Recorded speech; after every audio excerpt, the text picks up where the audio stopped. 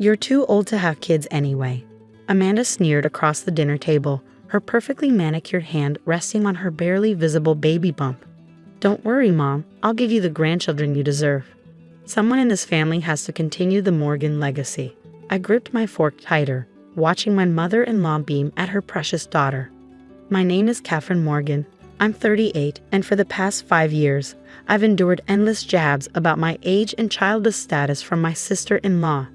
Catherine's focused on her career. My mother-in-law, Margaret, chimed in, her voice dripping with disappointment. Some women just aren't meant to be mothers. I caught my husband David's eye, silently pleading for support, but he just shifted uncomfortably in his seat, avoiding confrontation as usual. At 40, he'd always let his younger sister's behavior slide, claiming that's just how Amanda was. Actually, I started, but Amanda cut me off. Oh please, you're practically 40. Your eggs are probably dried up by now. She laughed, looking around the table for approval. Besides, you can barely take care of yourself, let alone a baby. What Amanda didn't know, what none of them knew, was that I had been undergoing fertility treatments for the past year. Every morning injection, every doctor's appointment, every hopeful moment and crushing disappointment.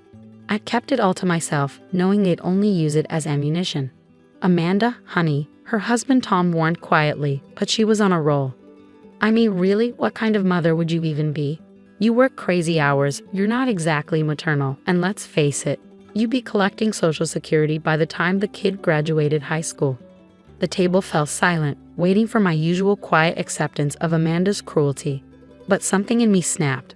I reached into my bag and pulled out a thick envelope. You know what, Amanda?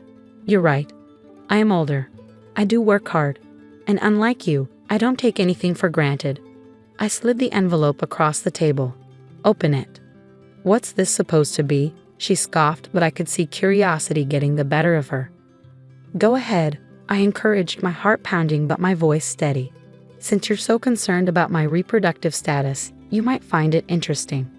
Amanda rolled her eyes but opened the envelope, pulling out a stack of medical records, lab results, and most importantly, an ultrasound image dated just 2 days ago. Her face paled as she realized what she was looking at. This can't be. Twins, I said simply, 14 weeks along. Turns out my eggs aren't quite as dried up as you thought. Margaret snatched the papers from Amanda's trembling hands, her eyes widening as she scanned the documents. But how? Why didn't you tell us? Because I said, finally letting years of hurt seep into my voice every time I've tried to share anything important in my life. Amanda turns it into a competition or an opportunity to belittle me. I wanted to experience this joy without her toxicity. David finally found his voice. Honey, why didn't you tell me?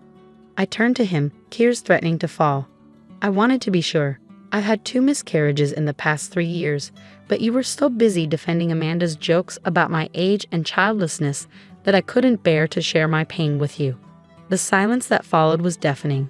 Amanda's face had lost its usual smug expression, replaced by something that looked almost like shame.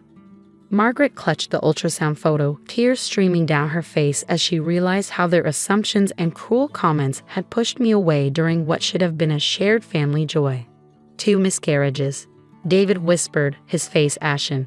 You went through that alone. I nodded, wiping away a stray tear. I did. And now I'm 14 weeks pregnant with twins, and I've never felt stronger or more ready to be a mother. The family dinner that had started with Amanda's usual mockery had transformed into something else entirely. For the first time, they were seeing me, really seeing me, and the strength it had taken to endure their judgment while fighting my own private battles. But this was just the beginning. What they didn't know was that I had more revelations to share, ones that would shake their perfect family dynamic to its core. The week following my pregnancy announcement was chaos. Suddenly, I was the center of attention. But not in the way Amanda had always commanded it. Margaret called daily, oscillating between tearful apologies and excited questions about the twins. David walked on eggshells, guilt evident in every tentative gesture. But Amanda's reaction surprised me most. She stopped posting her usual daily pregnancy updates on social media. Her smug maternity photo shoot was quietly canceled. For once, she wasn't the star of the show, and she didn't know how to handle it. Then came the family brunch that changed everything. I've been doing research.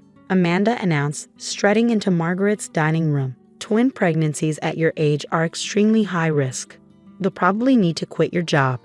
I sipped my day of tea calmly. My doctor says I'm perfectly healthy. In fact, I paused, savoring the moment. She says I'm in better shape than most 30-year-old mothers she sees. Well, I've been reading online forums, Amanda persisted, and you really should consider reducing to a single baby. It's safer. The room fell silent. David's fork clattered against his plate. What did you just say? I asked, my voice deadly quiet. I'm just thinking about what's best for the family, Amanda said, her fake concern transparent. Mom agrees with me, don't you? Margaret shifted uncomfortably. Well, I did read some concerning statistics. That's when I pulled out my second envelope of the week. Funny you should mention statistics, I said, removing several documents. While we're sharing medical opinions, let's talk about genetic testing. Amanda's face went white. What? You see, when I started my fertility journey, I underwent comprehensive genetic screening. It's standard procedure at my age. I spread the papers on the table. But what's interesting is what they found in our family's medical history. David leaned forward. What do you mean? There's a genetic condition that runs in the Morgan family. It typically affects women, causing high-risk pregnancies after age 35. I looked directly at Amanda. Which is why it's strange that you never mentioned your own genetic testing results. Amanda's hand flew to her stomach protectively. I don't know what you're talking about. The condition requires monthly monitoring, special dietary restrictions, and careful medical supervision. I continued, watching her squirm. All things you've been surprisingly casual about, given your condition. Stop it, Amanda whispered. Unless, I said softly, there's nothing to monitor. The room erupted in confusion. Margaret grabbed the medical documents, her eyes scanning frantically. David stood up, staring at his sister. Amanda, he said slowly, what's going on? Tears started rolling down Amanda's face. I just wanted the attention. I finished for her. The praise, the way everyone doted on you while mocking my childlessness. Except you're not pregnant, are you, Amanda? She broke down completely, mascara streaming down her face. It wasn't supposed to go this far. I just wanted Mom to look at me the way she used to. Margaret collapsed into a chair, the genetic records floating to the floor. You've been lying. All this time. I was going to fake a miscarriage next month, Amanda sobbed. Before it became too obvious, I didn't know Catherine was actually pregnant. I felt no joy in her breakdown, only a deep sadness for the family dynamics that had led us here. Years of favoritism, of allowing Amanda's toxic behavior, had created this mess. I've known for weeks, I said quietly. The genetic testing showed no markers in your blood work because there was no pregnancy to test. I was waiting to see how far you'd take it. David ran his hands through his hair, looking torn between anger and disbelief. Why didn't you expose her sooner? I placed my hand over my growing bump, feeling a flutter of movement. Because I needed everyone to see the truth about who Amanda really is. Not just about this lie, but about all of them. About who she becomes when she's not the center of attention. For the first time in our entire relationship, Amanda looked at me with something other than contempt. It might have been respect, or perhaps just the recognition that I wasn't the pushover she'd always assumed I was. But this revelation wasn't just about exposing Amanda's lie. It was about breaking the cycle of toxicity that had poisoned our family for years. And as I sat there, watching their world reshape itself around this new reality, I knew there was still more they needed to understand. The aftermath of Amanda's fake pregnancy revelation sent shockwaves through the family. Margaret retreated into herself, barely speaking to anyone. David oscillated between anger at his sister and guilt over his years of enabling her behavior. But it was Amanda's next move that truly surprised everyone.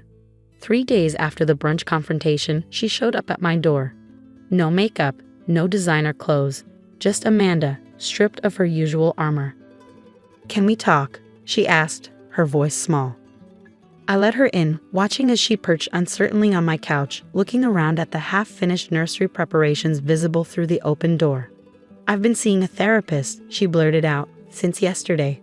I needed to understand why I did what I did." I sat across from her, one hand resting protectively on my bump. And she helped me see something I've been running from. Amanda's eyes filled with tears.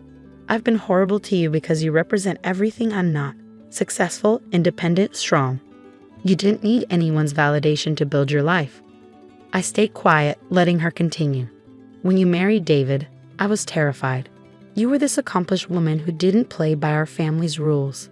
You didn't compete for attention or try to please Mom. You just were yourself. That's why you tried so hard to tear me down, I said softly. She nodded, wiping her eyes.